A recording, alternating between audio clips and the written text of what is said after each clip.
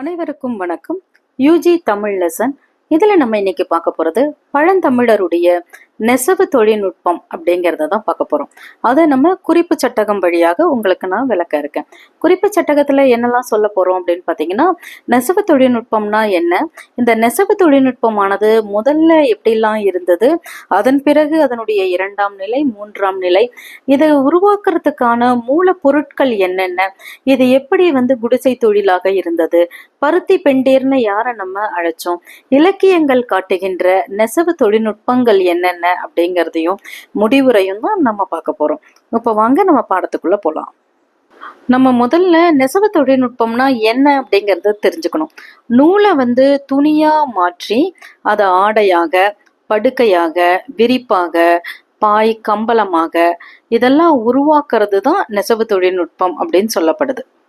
அப்ப இந்த நெசவு தொழில்நுட்பம் எப்ப தொடங்கியது அப்படின்னு பாத்தீங்கன்னா, இயற்கையா இருக்கிற ஒரு பொருளை எப்போ மனுஷன் தன்னுடைய தேவைக்கு ஏற்ப அதை மாற்றணும்னு நினைக்கிறானோ அப்பயே அங்க தொழில்நுட்பமானது தொடங்கி விடுகின்றது.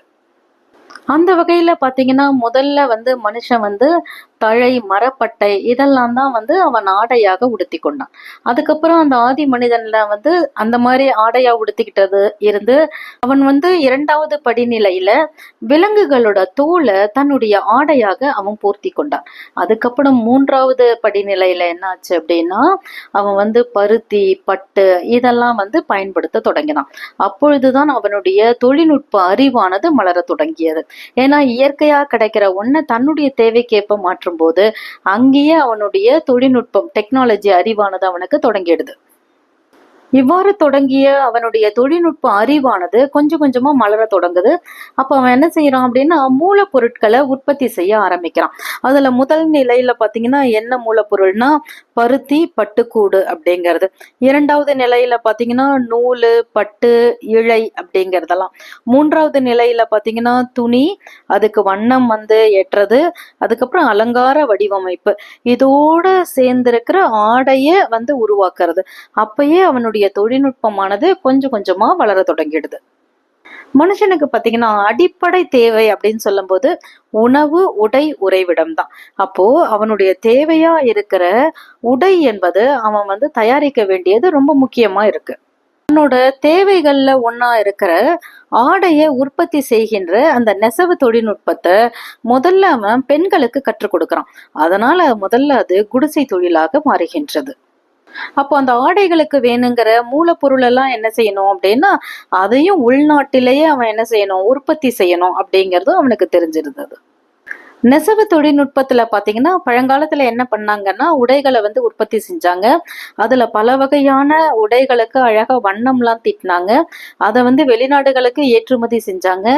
அதன் மூலமாக தங்களுடைய வருமானங்களை அவங்க பெருக்கிக்கிட்டாங்க. இதனால நம்மளுடைய எக்கனாமிக், நம்மளுடைய பொருளாதாரமானது நன்றாக வளர முடிஞ்சது. இதெல்லாம் தான் அவங்களுடைய நெசவு தொழில்நுட்பமாக இருந்தது. பெண்கள் இந்த நெசவு தொழில ஈடுபட்டாங்க இல்லையா, இது நமக்கு எப்படி தெரியும் அப்படின்னு பாத்தீங்கன்னா, புறநானூறானது சொல்லுது. என்ன சொல்லுது அப்படின்னா, பருத்தி பெண்டின் பணுவல் அன்ன அப்படிங்கிற வார்த்தையானது, அந்த வாக்கியம் வரிகளானது இடம்பெறுகின்றது. இதுல இருந்து நமக்கு என்ன தெரியுது அப்படின்னா, நெசவு தொழில ஈடுபட்டிருந்த பெண்களை அவங்க என்ன சொன்னாங்க அப்படின்னா, பருத்தி பெண்டீர் அப்படின்னு அழைச்சிருக்காங்க. மாதிரி புறநானூறு என்ன சொல்லுது அப்படின்னு பாத்தீங்கன்னா, நெசவு தொழிலுக்கு தேவையான மூலப்பொருளை, அதாவது அந்த பருத்தி செடியானது அந்த ஊரை சுற்றி நல்லா வளர்ந்திருக்கு அப்படிங்கிறதையும் புறநானூறானது நமக்கு சொல்லுது.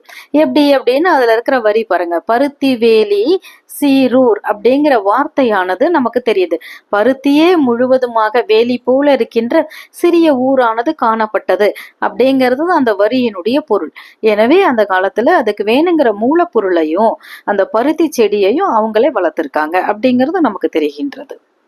இலக்கியங்கள் காட்டுகின்ற நெசவு தொழில்நுட்பம் என்ன அப்படின்னு பாத்தீங்கன்னா, அரசர்கள் அந்த காலத்துல இருக்காங்க இல்லைங்களா, அரசர்களை நாடி யாரெல்லாம் போவாங்க அப்படின்னா, தன்னிடம் பணமே இல்லை அப்படின்னு நினைக்கிற வறியவர்களும், அதே மாதிரி பாணர்கள், நல்ல பாட்டு பாடுறவங்க, இவங்க மன்னர்களை புகழ்ந்து பாடுவாங்க.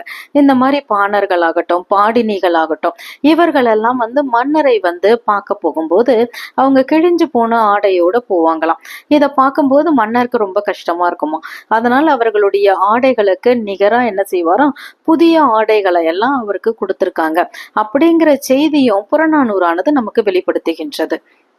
அவங்க கொடுத்தாங்க இல்லையா, அந்த ஆடைகள் எப்படிப்பட்டதா இருந்தது அப்படின்னு பாத்தீங்கன்னா, பல்வேறு வகையான அழகான வேலைப்பாடுகள் கொண்டதா இருந்தது. அதுக்கப்புறம் பாம்போட தோல் போற ரொம்ப நைஸா இருக்கிற, ரொம்ப மெல்லிசா இருக்கிற மாதிரி நல்லா இருக்கிற அந்த ஆடைகள் இருக்கிறதா இருந்தது. மூங்கில் இருக்கு இல்லையா, அதோட உள்பாகம் பாத்தீங்கன்னா எப்படி இருக்கும், அந்த தோலை போன்று நெய்யப்பட்ட நூல் இழைகளை உடைய நல்ல வேலைப்பாடுகள் உடையதாக, நல்ல தொழில்நுட்பம் உடைய ஆடைகளாக, ஏதோ ஒரு ஆடையை கொடுக்குறோம் அப்படின்னு இல்லாம நான் வறியவருக்கு தானே கொடுக்குறேன் அப்படின்னு நினைக்காம நல்லா இருக்கிற ஆடைகளையும், நல்ல மிக சிறந்த வேலைப்பாடுகள் இருக்கிற ஆடைகளையும் அரசர்கள் கொடுத்ததாக நமக்கு புறநானூறு பாடலானது கூறுகின்றது. அந்த பாடல் வரி என்ன அப்படின்னு பாத்தீங்கன்னா, ஒன் பூம் கலிங்கம் உடியி அப்படிங்கிறது. கலிங்கம்னா என்னன்னா ஆடைன்னு அர்த்தம். ஒன் பூ அப்படின்னா அழகாக வேலைப்பாடுகள் இருக்கின்ற ஆடைகளை உடுத்தி இருந்தார்கள் என்பதை நம்மால் அறிந்து கொள்ள முடிகின்றது.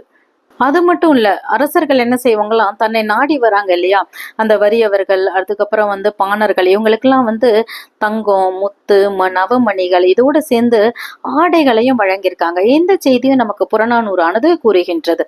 அதே மாதிரி ஆடைகளுக்கு வண்ணம் ஏற்றுகின்ற கலைகள்லையும் நம் தமிழர்கள் மிக சிறந்தவர்களாக இருந்தாங்க. அந்த தொழில்நுட்பமும் அவங்களுக்கு நல்லா தெரிஞ்சிருந்தது. இதை நமக்கு புறநானூறு பாடல் வரியானது நமக்கு அழகா சொல்லுது. வேறுபட்ட வடையும் சேறுபட்ட தகம்பும் அப்படிங்கிற வரிகளானது அவர்களுக்கு இருந்த தொழில்நுட்ப அறிவை நமக்கு எடுத்து காட்டுவதாக இருக்கின்றது. இந்த பாடத்தின் வழியா நம்ம என்னென்ன கருத்து தெரிஞ்சுக்கிறோம் அப்படின்னு பாத்தீங்கன்னா, பழந்தமிழர் நெசவு தொழில்நுட்பத்துல ரொம்ப சிறந்திருந்தாங்க. நெசவு தொழிலோட உள்நாட்டு மூலப்பொருட்களையும், அவங்களுக்கு வேணுங்கிற மூலப்பொருட்களை உள்நாட்டுல அவங்களே தயாரிச்சுக்கிட்டாங்க என்ற நுட்பத்தையும் அவங்க பின்பற்றினாங்க அப்படிங்கிறது நமக்கு தெளிவாகின்றது. நன்றி மாணவர்களே. இந்த காணொளி உங்களுக்கு பயனுள்ளதா இருக்கும்னு நினைக்கிறேன். உங்களுக்கு இந்த காணொளி பிடிச்சிருந்தது அப்படின்னா லைக் பண்ணுங்க, ஷேர் பண்ணுங்க, சப்ஸ்கிரைப் பண்ணுங்க.